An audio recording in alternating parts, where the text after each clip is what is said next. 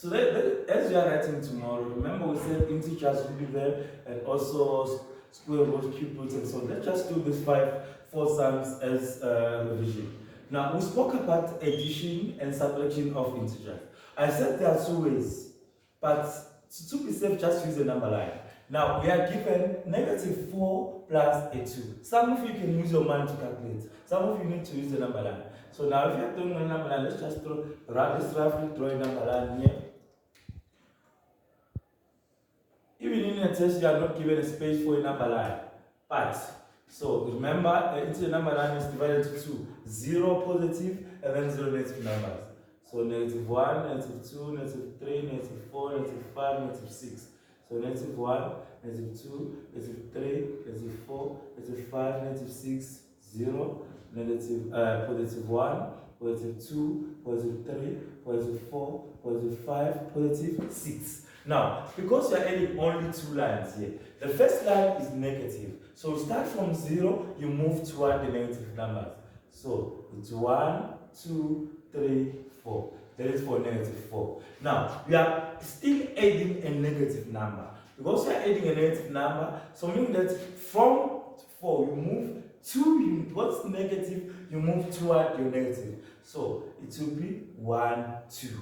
So -2. So your line ended by -6. Your answer would be -6. Even if you are not given a space for a number line, just roughly draw it so that you get a correct answer. Remember, we spoke about multiplication. These are two different things now. When you come to multiplication, you must know how to work with the negative. So I said last time, negative times negative will give you a positive answer.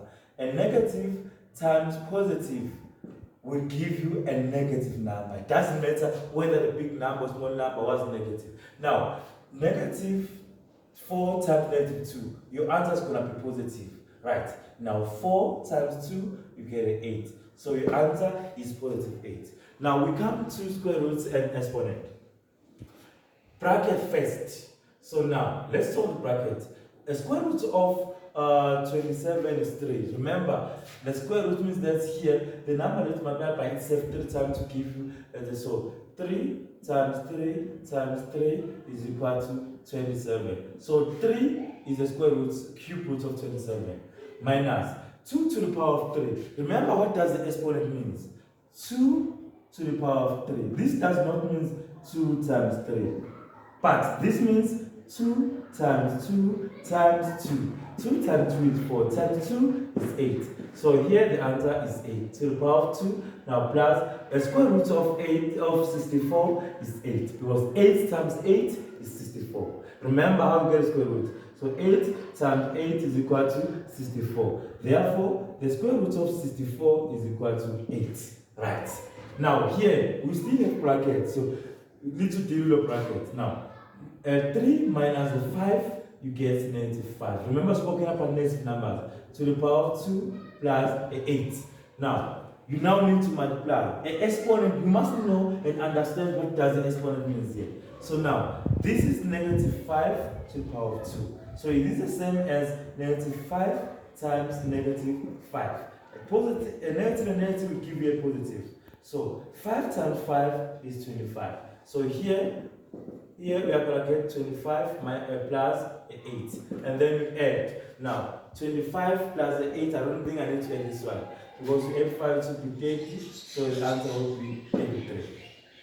We spoke about log division in term 1 and term 2. We've been doing it in our metal maths. So remember the long division sign? So a big gate here and a small gate, right? 96,633, you put 30 here. Remember the step that you have when you're dealing with long division. Remember, you divide, you multiply, you subtract, you bring down. I said take this as your family here. You said this is your dad. You take this as your mom, your mother. You take this as your sister. And then you take this as your brother. So these are the 4 steps that you deal with in long division. Like a robot. Divide, multiply, subtract, bring down. After bringing down, you go back to step number 1. So now, you first divide. It's a 2-digit number. So now we're going to divide this. How many times does 8 goes into 96? 3 times. Right, put a 3 here to show that the answer for this 2. Now you multiply 3 times this state, you get 90. And then now you subtract 0 minus 6 minus 0, I mean it's a 6. 9 minus 9, it's a 0. Right. After subtraction, you need to go to your bracket and bring down. So you bring down the 6 next to the 6. You now have a new number, 66. Once you bring down, you go back to step number 1, you divide again. How many times does 30 go to 66? 2 times, twice. 2 times 30, you get 60. Right. After, you minus. 6 minus 0, get a 6. 6 minus 6, it's a 0. After subtraction, you bring down. You bring down the 3 here. You now have a new number, 63. Again, go back to step number 1. How many times does 30 go into 63? Twice. So put a 2 here. 2 times 30 here, you get 60. Right. Subtract 3 minus 0, you get a 3. 6 minus 6, you get a 0. After subtraction, you bring down. Then you bring down the 3 here. Then you have a new number. Now we have 33. Go back to step number 1 again. How many times does 30 go into 30? Once. Right. 1 times 30, you get 30 here.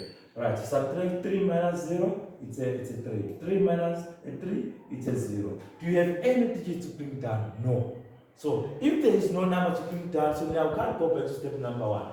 And this is gonna be your remainder here, and then you write your answer. So it will be 3,221 remainder 3. Remember, again.